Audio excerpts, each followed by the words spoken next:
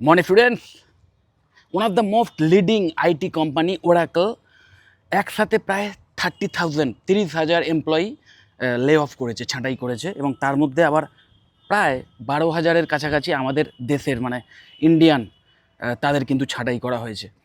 তো সাডেনলি এই ইমেল পায় এমপ্লয়িরা এবং তাদের মধ্যে অনেকেরই যেটা বক্তব্য যে তারা এক্সপেক্টও করেনি যে এমন কিছু হতে পারে, কারণ তাদের কাজের পারফরমেন্স বলো, তাদের কাজের যে ওয়ার্ক ফ্লো, এগুলো মানে এই সমস্ত বিষয়ে তাদের কোনো মানে আগে থেকে আভাস ছিল না, মানে সেগুলো এতটাই ভালো ছিল, ঠিকঠাক ছিল যে তাদের আগে থেকে আভাস ছিল না যে এমন কিছু হতে পারে। তো তার ফলে বুঝতেই পারছো সেটা কতটা শকিং হতে পারে একটা কোম্পানিতে, এই টাইপের একটা মানে টপ লেভেলের এমএনসি বা আইটি কোম্পানিতে চাকরি করার পরে হঠাৎ যদি কোনো কারণ ছাড়াই তাদেরকে ছাঁটাই করে দেওয়া হয়, তো তাদের মানসিক অবস্থায় যে কতটা প্রভাব পড়ে এটা মানে নিশ্চয়ই আন্দাজ করতে পারছো।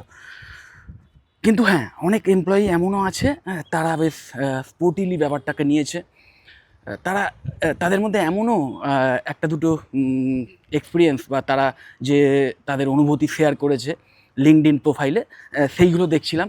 তার মধ্যে মানে একজন দুজন এমনও বলেছে, মানে একজন দুজনের কথা আমার চোখে পড়লো। তারা বলছে ভালোই হয়েছে যে একটানা অনেক বছর খুব প্রেসারের সাথে কাজ করেছি, এবার এই লে অফের ফলে কিছুদিন ছুটি কাটাবো এবং তারপরে পরের প্ল্যান সেট করব। তো এই হচ্ছে মেন্টালিটি। ওকে, মানে তারা বেসিক্যালি জানে তাদের সেই নিজের কাজের দক্ষতা সম্পর্কে তাদের নিজস্ব যে কনফিডেন্স সেটা আছে। তারা জানে যে ঠিক আছে, চাকরি চলে গেছে এবং একসাথে একটা মাস যখন ছাঁটাই হয় বা মাস লে অফ হয়, তখন অযোগ্য কর্মীদের সাথে সাথে কিছু যোগ্য কর্মীও ছাঁটাই হয়ে যায়। তো তারা জানে যে আমরা যোগ্য ছিলাম এবং যোগ্য আছি, আমার যোগ্যতা কেউ কেড়ে নিতে পারবে না। সো আমি অন্য কোম্পানিতে ট্রাই করব এবং মানে আমি কনফিডেন্ট, আমার সেই কনফিডেন্স আছে যে আমি অন্য জায়গায় ভালো চাকরি পেয়ে যাব এবং যদি প্রয়োজন হয় নতুন কোনো স্কিল ডেভেলপ করার এই ফিল্ডে, সেটা আমি ডেভেলপ করে ফেলবো, কারণ আমার ফান্ডামেন্টালস সেইটা একদম ক্লিয়ার। ফান্ডামেন্টালস যদি ক্লিয়ার থাকে, নতুন কোনো স্কিলের প্রয়োজন হলেও সেটা খুব তাড়াতাড়ি কিন্তু ডেভেলপ করা যায়। এটা আমি এর আগেও আমার বেশ কিছু ভিডিওতে বলেছি। তো এই মানে যে ঘটনা না, এই টাইপের ঘটনা কিন্তু সারা বছর ধরে হতেই থাকে। অনেক খবর আমাদের সামনে আসে না, হয়তো কম সংখ্যক কর্মী ছাঁটাই হয় বলে, কিন্তু একসাথে একটু বেশি হলেই খবরটা সামনে চলে আসে। এর আগে টিসিএস, ইনফোসিস এই সমস্ত কোম্পানির ক্ষেত্রেও খবর সামনে চলে এসেছিলো। কিন্তু মাথায় রাখবে আইটি কোম্পানিগুলিতে এই টাইপের ছাঁটাই কিন্তু সারা বছর ধরে হয়েই চলেছে এবং এটা যত দিন যাবে বাড়বে বই, কমবে না।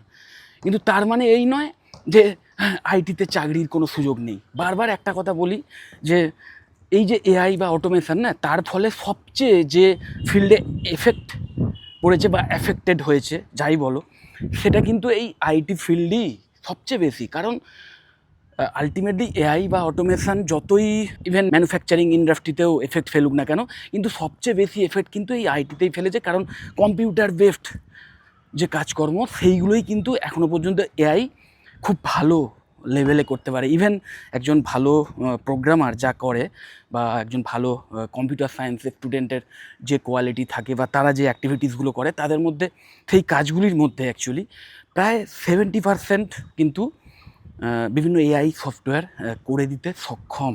ওকে, তো যেটা তোমাদের এর আগেও আমি বলেছি যে তোমরা যারা বিটেক সিএসির মতো কোর্সই চুজ করতে চলেছো বা ইন ফিউচারে চুজ করতে চাও, বিটেক সিএসি রিলেটেড কোনো কেরিয়ারে যেতে চাও, তাদেরকে কিন্তু ওই যে কোনো একটা ডোমেন বেছে নিতে হবে। সাইবার সিকিউরিটি, এর আগে আমি বারবার বলেছি, cyber security, then cloud computing and DevOps, then এআইএমএলের যে ফিল্ড, অথবা এআই অ্যান্ড ডিএসের যে ফিল্ড বা ডেটা সায়েন্সের যে ফিল্ড, এইগুলোর মধ্যে যে কোনো একটার উপর পিন পয়েন্টেডভাবে টার্গেট করতে হবে এবং সেই রিলেটেড যে স্কিল, এক্সট্রা যে স্কিলগুলো, সেইগুলো ডেভেলপ করতে হবে যাতে তুমি নতুন কিছু আনতে পারো। মানে কোম্পানির বা কোনো একটা পার্টিকুলার প্রোটোকলের বাইরে গিয়ে নতুন কিছু তুমি ইনোভেট করতে পারো, নিজে নতুন কিছু ইউনিক কিছু চিন্তা করতে পারো। এবং তার জন্য কিন্তু সবচেয়ে ইম্পর্ট্যান্ট জিনিস যেটা কি, ফান্ডামেন্টালটা ক্লিয়ার থাকা। ওকে, তো এটা নিয়ে তো আমার ডিটেলে ভিডিও আছে বেশ কয়েকটা। তো আজকের ভিডিওর কিন্তু আমার মেন বিষয়বস্তু একটু অন্য। আমাদের দেশে বিটেক সিএসি ছাড়া অন্যান্য যে বিশেষ করে যে কোর যে ইঞ্জিনিয়ারিং ব্রাঞ্চগুলো আছে, তার মধ্যে সিভিল মেকানিক্যাল, ইলেকট্রিক্যাল এবং ইলেকট্রনিক্স, এই রিলেটেড যে বিটেক ব্রাঞ্চগুলো না, সেইগুলোতে একটা ভাঁটা এসে গেছিলো মানে অ্যাডমিশান নেওয়ার ক্ষেত্রে। কারণ বিটেক মানেই সবাই বুঝলো একটা সময় অবধিও, মানে কিছুদিন আগে অবধিও বা কয়েক বছর আগে অবধিও, ইভেন এখনও এই ট্রেন্ড আছে যারা লেটেস্ট খবর রাখে না, যে বিটেক মানেই বোধহয় সিএসি, এবং সিএসিরই একমাত্র ফিউচার ভালো, অন্য কোনো কোর ব্রাঞ্চে ফিউচার ভালো নয়। কিন্তু আস্তে আস্তে সিনারিওটা চেঞ্জ হচ্ছে এবং অনেকেই বুঝতে পারছে যে না, শুধু সিএসির কথা চিন্তা করলে হবে না, আমার যেখানে ইন্টারেস্ট আছে আমি সেখানেই যাব। আমার যদি মেকানিক্যাল ইঞ্জিনিয়ারিং নিয়ে পড়ার ইচ্ছে থাকে আমি মেকানিক্যাল ইঞ্জিনিয়ারিংয়েই যাব, আমার যদি ইলেকট্রিক্যাল ইঞ্জিনিয়ারিং নিয়ে পড়ার ইচ্ছে থাকে আমি ইলেকট্রিক্যাল ইঞ্জিনিয়ারিংয়েই যাব। ওকে, মাথায় রাখবে একটা কথা, এই কোর ব্রাঞ্চগুলোতে, এই কোর ডিপার্টমেন্টগুলোতে কিন্তু এআই বা অটোমেশনের ইম্প্যাক্ট আছে, কিন্তু অনেক অনেক কম। বিটেক সিএসসি বা আইটি রিলেটেড ফিল্ডের চেয়ে অনেক অনেক কম। ধরো একটা মেকানিক্যাল ইঞ্জিনিয়ারিংয়ের ডিপার্টমেন্ট, সেখানেও কম্পিউটার রিলেটেড বিভিন্ন সফটওয়্যার ইউসেজের ব্যাপার আছে। নিশ্চয়ই জানো, ডিজাইন, মানে একটা গাড়ি তৈরি করার আগে কিন্তু তার ডিজাইন তৈরি করতে হয়। ইভেন সেই ডিজাইনটা নিশ্চয়ই জানো কম্পিউটারে তৈরি হয়, কম্পিউটার সফটওয়্যারের মাধ্যমে কিন্তু করতে হয়। তো সেই কম্পিউটার বেসড যে অ্যাক্টিভিটি না, সেই অ্যাক্টিভিটিতেও কিন্তু এআই সফটওয়্যার একজন মানুষের মতো, একজন দক্ষ হিউম্যান ডিজাইনারের মতো কাজ করতে পারছে না। ওকে, তাহলে ভেবে দেখো, এবার মেকানিক্যাল ইঞ্জিনিয়ারিংয়ের যেগুলো হাতে কলমে করতে হয়, যেখানে কম্পিউটারের ডাইরেক্ট কোনো প্রভাব নেই, যে কাজগুলো হাতে কলমে করতে হয়, যেখানে ম্যানুফ্যাকচারিং হচ্ছে সেখানে গিয়ে নিজের হাতে করতে হয়, সেখানে বুঝতেই পারছো যে এই অটোমেশন বা এআই এর প্রভাব কতটা কম। তো যে কারণে আমি তোমাদের বলছি, তোমরা যারা এই কোর ব্রাঞ্চগুলোকে অ্যাভয়েড করছো এখনও না, তাদের আমি বলবো 100বার ভাবো, চিন্তা করো এবং নিজের সত্যিকারের ইন্টারেস্ট কোন দিকে আছে সেটাকে আইডেন্টিফাই করো। বারবার বলছি, তোমরা দেখো 11-12-এ যে ফিজিক্স পড়েছো, সেই ফিজিক্সের মধ্যে যে ইলেকট্রিক্যাল যে পোর্শানটা আছে, যেখানে ইলেকট্রিক্যাল সায়েন্স সম্পর্কে বেশ নলেজ দেওয়া হয়েছে, সেই সমস্ত বিষয়ে বিভিন্ন ল্যাব ওয়ার্ক বলো বা সেই সমস্ত বিষয়ে বিভিন্ন ম্যাথামেটিক্যাল ইকুয়েশান, এইগুলো যাদের পছন্দের বিষয় না, তাদের কিন্তু আমি বলবো অবশ্যই তোমাদের জন্য ইলেকট্রিক্যাল ইঞ্জিনিয়ারিং বা ইলেকট্রিক্যাল অ্যান্ড ইলেকট্রনিক্স ইঞ্জিনিয়ারিং, এই টাইপের যে বিটেক ব্রাঞ্চগুলো, এইগুলো অসাধারণ অপশান হবে। আবার যাদের ওই ফিজিক্সের মধ্যে যে মেকানিক্যাল যে পার্টটা, গতিবিদ্যা, এই সমস্ত বিষয়ে যাদের ইন্টারেস্ট ছিল, তাদের জন্য কিন্তু আমি বারবার বলছি যে মেকানিক্যাল ইঞ্জিনিয়ারিং অসাধারণ একটা ফিল্ড হতে পারে। মাথায় রাখবে সিভিল ইঞ্জিনিয়ারিং, সিভিল ইঞ্জিনিয়ারিং এমন একটা ফিল্ড না, যে ফিল্ডটা মানুষের সভ্যতার উষালগ্ন থেকে যদি আমি ধরি, তাহলে একদম প্রথম ইঞ্জিনিয়ারিং ব্রাঞ্চ কিন্তু এই সিভিল ইঞ্জিনিয়ারিং।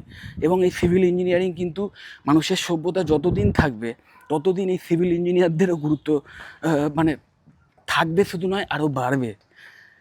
কারণ মানুষ মানেই, বা একটা মানব সভ্যতা মানেই বাসস্থান এবং যে যাতায়াতের পথ, যে নিকাশি ব্যবস্থা, যে বাঁধ, যে ব্রিজ, এই সমস্ত কিছু কনস্ট্রাকশানের পেছনে কিন্তু এই সিভিল ইঞ্জিনিয়ারদেরই অবদান থাকে।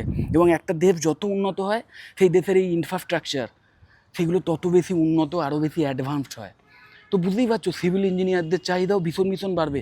এবং এই প্রত্যেকটা ফিল্ডে, এই সিভিল ইঞ্জিনিয়ারিং বলো, ইলেকট্রিক্যাল ইঞ্জিনিয়ারিং বলো, ইলেকট্রিক্যাল অ্যান্ড ইলেকট্রনিক্স ইঞ্জিনিয়ারিং বলো, ইলেকট্রনিক্স অ্যান্ড কমিউনিকেশান ইঞ্জিনিয়ারিং বলো, মেকানিক্যাল ইঞ্জিনিয়ারিং বলো, এগুলো প্রত্যেকটাই যে কটা কোর ব্রাঞ্চ আছে, এগুলোতে কিন্তু এআই এমএলের প্রভাব সবচেয়ে কম পড়ছে। হ্যাঁ, অবশ্যই মানে তোমাদের এই এআই এমএল সংক্রান্ত নলেজ রাখতে হবে, নলেজ না রাখতে পারলে পিছিয়ে পড়বে। কারণ বেশ কিছু অ্যাপ, সেগুলোর ইউসেজ, কম্পিউটার সায়েন্সের কিছু পার্ট, সেটা এখন মাস্ট হ্যাভ হয়ে গেছে সমস্ত ফিল্ডের জন্যে। ইভেন বিবিএ স্টুডেন্টদেরও আমি সাজেস্ট করি যে তাদেরও পাইথন রিলেটেড নলেজ নেওয়া উচিত। তো এই বিটেকের স্টুডেন্ট তোমরা যারা, কম্পিউটার সায়েন্সের কিছু বেসিক জিনিস সেইগুলো সম্পর্কেও যদি নলেজ থাকে, প্লাস নিজেদের এই কোর ব্রাঞ্চ সেই সম্পর্কে একদম ইনডেপথ নলেজ এবং ফান্ডামেন্টাল সম্পর্কে একটা ক্লিয়ার আইডিয়া থাকে, তাহলে ইন ফিউচারে না প্রচুর চাকরির সুযোগ যেমন পাবে, তেমন ইন ফিউচারে এই সমস্ত সাডেন লে অফের হাত থেকেও নিজেদের বাঁচাতে পারবে। কারণ এই কোর ব্রাঞ্চগুলোতে কিন্তু ওই সাডেন লে অফ, অন্তত এই এআই রিলেটেড কারণে হওয়ার চান্স ভীষণ ভীষণ কম, অন্তত নিয়ার ফিউচারে তো নেই। ওকে, তো তোমরা যারা এখনও ইগনোর করছো এই সমস্ত ব্রাঞ্চগুলোকে, এবং বিটেক মানেই ভাবছো যে বিটেক সিএসি আইটি অথবা এই সিএসি বা আইটির অন্যান্য স্পেশালাইজেশান, বাকি কোর ব্রাঞ্চগুলোর কোনো গুরুত্ব নেই, ভীষণ ভীষণ ভুল করছো। নিজের প্যাশানকে ফলো করো, কোন বিষয়ের উপর বেশি ইন্টারেস্ট সেটাকে দেখো, ফিজিক্সের কোন পার্টটা বেশি আমার ইন্টারেস্টিং মনে হচ্ছিল সেইটাকে বেশি প্রাধান্য দাও।